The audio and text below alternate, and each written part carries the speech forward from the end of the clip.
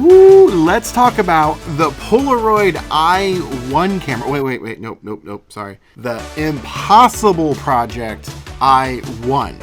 What is this camera? And what is the significance of it? Well, let's learn about it. And it's part 1 of the review. More on that later. Let's get into it. You know the type of guy that was a jock in high school but ended up becoming a huge nerd? You know, someone that's not afraid to make a fool of themselves on the internet. And someone that likes to shoot Polaroid a little too much. Did I say huge nerd? You know, just an ordinary, everyday guy. Well, that's me. I'm just another Chris. The Polaroid I-1. The Impossible I-1. What is that? What the hell is even that? You may not know the history of Polaroid. Well, this is technically Polaroid. Yeah, Polaroid today is not the Polaroid of yesterday. And what I mean by that is, in the late 2000s, I believe it was 2008, Polaroid went bankrupt. Gone. Toast. Sayonara, son. Come on, son. So some people got together and saved one factory in the Netherlands to produce the film and form the company Impossible. Well, in 2016, they made this camera. Yeah, which is the very first camera to have been made that shot Polaroid film in like 10 years. And actually is the second camera to ever be made that shot Polaroid film in history. Yeah, I'm talking about you, Berkey camera. Video for another time. Well, shortly after they released this camera, they eventually changed the name to Polaroid Originals and then purchased the name Polaroid. So yeah, Polaroid today is not what it used to be. But when this came out, it was a huge deal. They introduced what was called I-type film for the very first time. But it also shot 600 film, and you technically could shoot SX70 film in it because it has manual mode when you connect to the app. Yeah, it has Bluetooth, connects to your phone, so you just have to like compensate and dial in the right settings to shoot SX70 film. It's weird looking, it's quirky, but it does have a significance in the history of Polaroid. And of course, just the history of Impossible. This is the only camera to ever be branded Impossible. They didn't sell very well from what I know, and that's mostly due to the fact that, well, the internal battery, because this doesn't rely on the pack of film to supply its power, would go bad really quickly. Even brand new cameras at the time were dead on arrival. And if you're picking one of these up today, just be aware that the chances of these working are very slim. More on that coming up, but this was sent to me courtesy of Dave Knott from the Knoptop YouTube channel, which he sent it to me over a year ago. I got this brand new sealed from Dave. Yeah, he found one of these brand new and sealed. So here's me opening it about a year ago. I've never seen a unboxing where like the main packaging has a pull tab. Whoever bought this, man, never even opened it. Woo.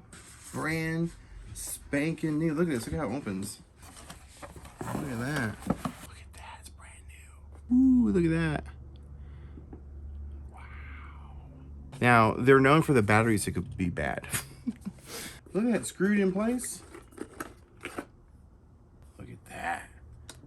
And this pops up. Is it broken? Is it missing a pin? Oh, something just came out. Something just like popped off, I thought. Oh, it is. It did break. Broke out. It broke out of the box. No. It's supposed to spring up. And then here's the spring. I gotta fix it. But that's the viewfinder. Oh, it came with 2 chargers. Oh, wait, what? Charging cable, and this is actually something different.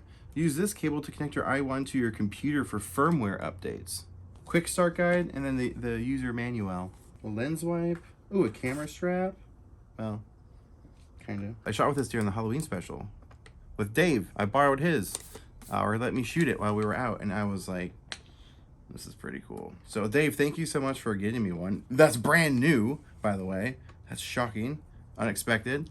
Can't wait to shoot it. And yeah, let's get out there.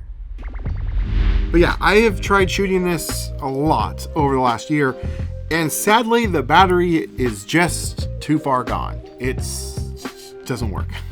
I did have it working while plugged in and operating. I was able to take a few photos, and quickly after that, even with it plugged in, it just wasn't holding enough charge to be able to send the power to the camera. Something's happening, I don't know for sure, but here's me out with it most recently.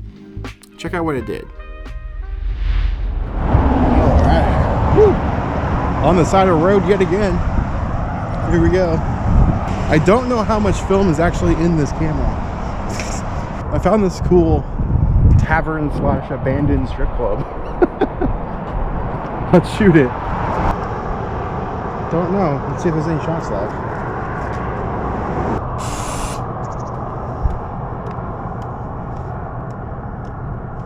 Nothing happened. Oh, it's trying to come through. It slowly came through.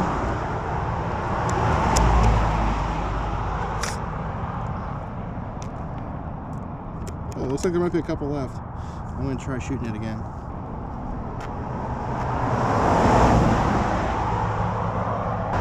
Yeah, it's... Dang it, maybe the battery is just completely done. It doesn't work. It's trying. It's slowly coming out. Look at that. It's slowly coming out.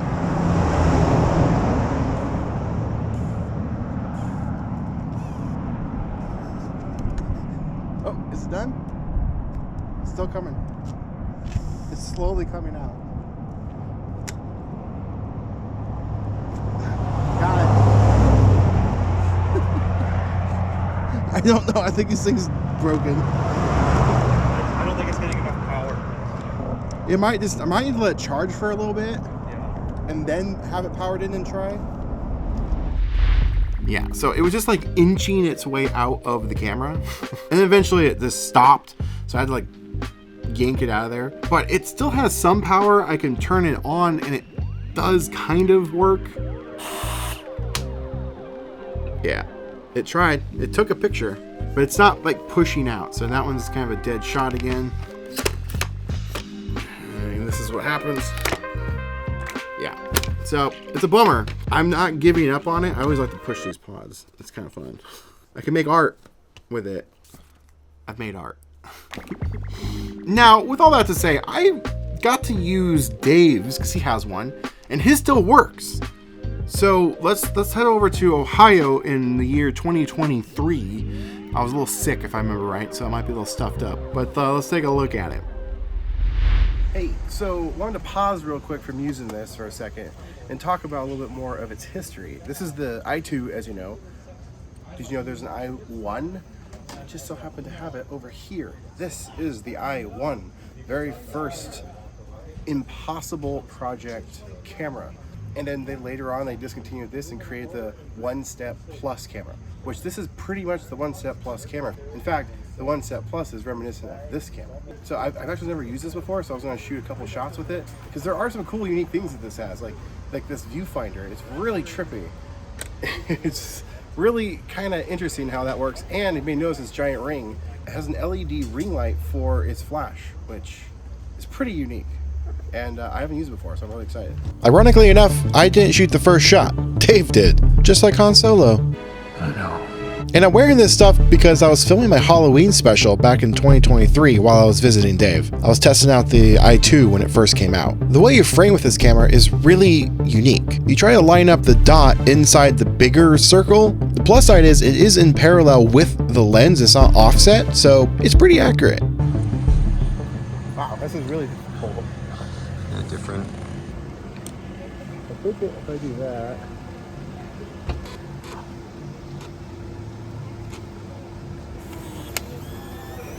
Maybe it does have autofocus. I gotta look at it. That I don't know. It's making it sound like it's autofocusing. The i1 does in fact have autofocus. It has multiple lenses on the inside. It is zone focusing, which means there's multiple fixed plastic lenses on the inside. Like I say, they're pretty dang sharp. The i1 has its own dedicated app. You can't use the Polaroid app and find the camera. I gotta say, the i1 app is pretty amazing. And here's me giving it a shot for the first time. Check this out. Alright, we are connected. Whoa, it's so different.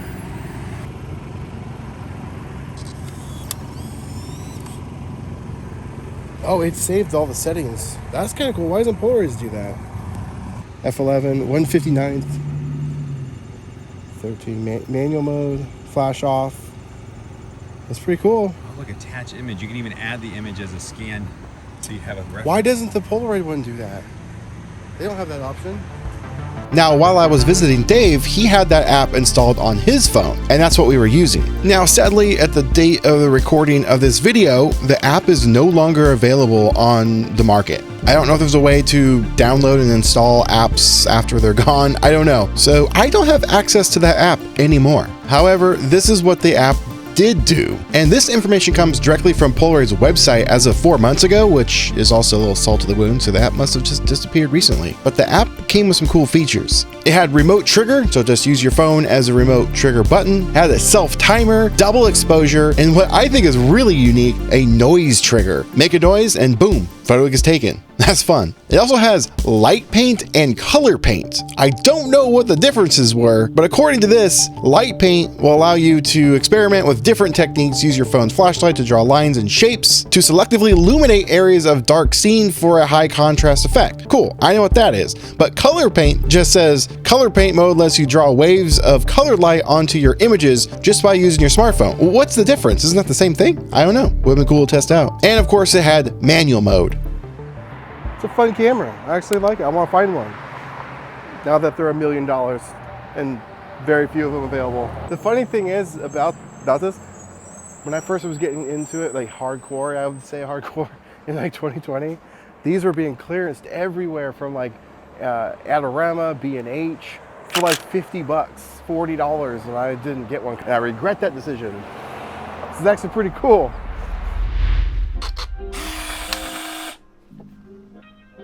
Maybe it's just the film. I don't know, it seems to be working now. I don't know what's up with this camera, but like I said at the beginning, this is only part 1. I'm gonna try more with it. I wanna go out and shoot with it. It's unique, it's weird, it has significance in the history of Polaroid, and I really wanna give this a full shake. I very much enjoyed shooting with Dave's. The pictures I was getting with it were absolutely stellar. Like this shot of Dave, I shot this portrait of him. It is absolutely killer. And yeah, I want to shoot more with this. So stay tuned for part 2. I don't know when that'll be, but I need to mess with it more. Now, if you do have one of these and you want to replace the battery, it can be done. I've heard people do it. I was talking to Dennis from Chromatic Parts. He said he was able to open one up and replace the battery for somebody. Maybe he can continue to do that. I don't know. I'll leave his contact information down below if you have one of these. And if he can do one of these, maybe he can do 1 Step 2 cameras. It's worth a check, worth a reach out. Thank you so much for watching, and stay tuned for part 2. I'll see you in the next one. Now, get out there, make some art.